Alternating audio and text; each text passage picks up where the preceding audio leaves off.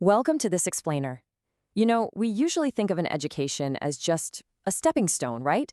A way to get a career, earn a living, maybe climb the ladder. But what if it was a matter of literal survival? Like a fundamental tool you absolutely needed just to survive your own reality. Today, we're unpacking the incredible, against all odds story of Tara Westover, straight from her powerful memoir, Educated.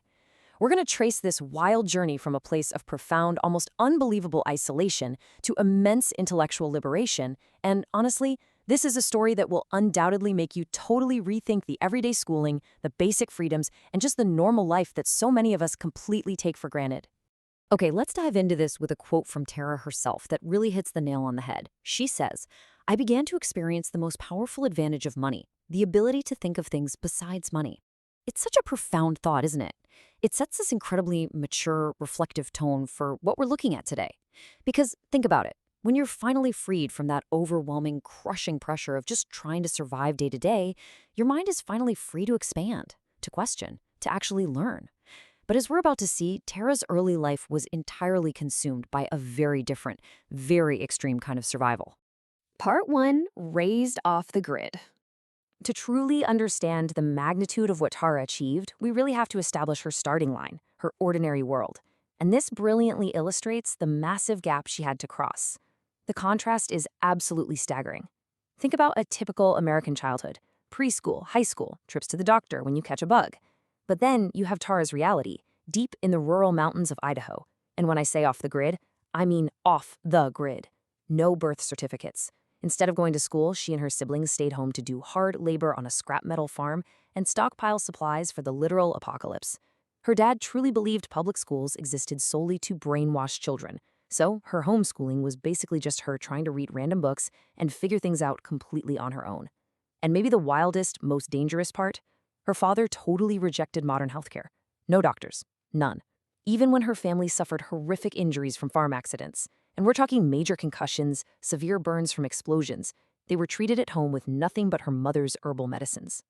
But, the physical dangers of a scrap metal farm and zero modern medicine, those weren't even the only threats. The home itself just wasn't safe. Tara faced this terrifying dynamic where she was constantly subjected to verbal and physical attacks by her older brother, Sean. And the absolute most heartbreaking part of all this is that her parents completely failed to intervene. They didn't protect her. So she's essentially trapped in this abusive, completely isolated bubble. But right in the middle of all that darkness, a little seed of hope, a real call to adventure, was planted. Another older brother of hers, Tyler, actually managed to do the impossible. He studied entirely on his own, got off the farm, and got into college. Tyler's departure was a massive wake-up call for Tara. It proved there was an actual world beyond that mountain, and it inspired her to buckle down and start studying in secret. Let's move to part 2 and see how this builds. Part 2. The Great Culture Shock. Leaving that isolated mountain farm meant stepping into a universe she literally did not understand. Seriously, if you map out her academic trajectory, it absolutely defies logic. Step 1, she teaches herself grammar and math completely from scratch, just so she can take the ACTs. Step 2, she actually gets accepted into Brigham Young University. Now, when this happened, her father actively tried to stop her. He fully expected her to just stay there, be submissive, and get married. But nope. Her mind was made up, and just look where that pure grit takes her. She eventually lands research opportunities at Cambridge University and a visiting fellowship at Harvard. I mean, it's an unbelievable ascent. But, as you might guess, that initial transition at BYU, yeah, it was anything but smooth. The culture shock here wasn't just about struggling with tough college classes. We're talking about a fundamental collision of realities. To most people, Provo, Utah is just a quiet college town, right? But to Tara, it was this sprawling alien metropolis. She was completely stunned to see her roommates doing totally mundane things, like wearing clothes that showed their shoulders or going grocery shopping on a Sunday. And get this was the first time in her entire life she had ever been to a medical doctor. She was absolutely shocked to find out that hospitals weren't these horrible, evil places her father had always claimed they were. It was in these moments she started realizing just how terrifyingly huge the gap was between her upbringing and, well, the rest of society. And that massive gap extended so painfully into her education. I really want you to imagine the immense courage and honestly, the heartbreaking innocence it took for her to raise her hand in a massive university lecture hall and genuinely ask the professor what was the Holocaust. She wasn't trying to make a joke. She literally did not know. The professor just stared at her in absolute disbelief. It's one of those moments that really highlights the frightening depths of the educational isolation she grew up in. But the crucial takeaway here is that despite the intense embarrassment and despite how overwhelmingly difficult it was, she didn't quit. She kept at it. She pushed right through the ignorance she had inherited until she was the one impressing professors and earning her spot at Cambridge. Part 3, Choosing Education Over Family. As Tara's mind kept expanding, that invisible tether to her old life started pulling tighter and tighter, which led to her absolute most devastating personal trial. Across the Atlantic at Cambridge, she was finally starting to flourish. For the very first time, she was discovering concepts like feminism. Remember, she was raised in this hyper-fundamentalist household that taught her women had to be completely submissive. That mindset had always left her feeling deeply uneasy about her own identity as a woman. But Cambridge was an escape. She made real friends, she started to actually relax, and she finally found a genuine sense of belonging. Meanwhile, back in Idaho, things were rapidly falling apart. Her brother Sean was getting more violent, turning his attacks on her sister, and once again, her parents did absolutely nothing to stop it. So the crucial point is this harrowing moment we can call the Harvard ultimatum.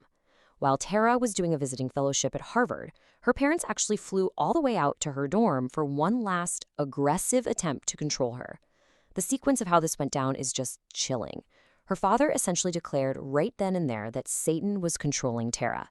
He demanded that she accept a religious cleansing blessing from him to cast the devil out, and if she refused, she would be completely cast out of the family, labeled as an active threat. Let's break down this impossible, heartbreaking choice she was forced into. Option 1, accept the blessing. If she did that, she might get to keep her family, sure, but she'd be validating her father's twisted, extreme fundamentalist worldview. She'd essentially be agreeing that her education, her independence, and this newly discovered version of herself were worldly and evil. Option 2, refuse the blessing. Doing this meant she gets to keep her own reality, her hard-won sanity, and her freedom. But the cost? Losing her parents forever. Ultimately, Tara just couldn't accept his twisted reality anymore. She chose the second option. She completely refused. Part 4, The True Value of Learning.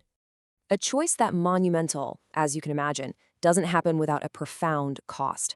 The emotional toll of severing ties with her family caused Tara to suffer a really severe mental breakdown. The pain was just so intense that she almost didn't finish her thesis, and honestly, it would have been so incredibly easy to just give up right there at the finish line. But she didn't. She dug deep, she found her strength, focused her mind, and she successfully earned her doctorate. She paid the absolute ultimate price for her independence. She hasn't spoken to her parents in years, but in exchange, she finally found herself. And that leaves us with this pretty heavy, lingering question. What are you willing to sacrifice for your own growth and freedom? Tara Westover traded the only family she ever knew for the right to own her own mind. Her story is this brilliant, staring-you-in-the-face reminder of the sheer privilege it is to just sit in a classroom, to have access to modern medicine, to be allowed to actually think for yourself without the constant fear of being cast out. It really teaches us that education isn't just about memorizing facts or passing tests. It is the ultimate vehicle for discovering who you truly are. I hope this explainer leaves you reflecting a bit on the freedoms you hold and the incredible life-saving power of learning. Until next time, keep questioning and keep educating yourselves.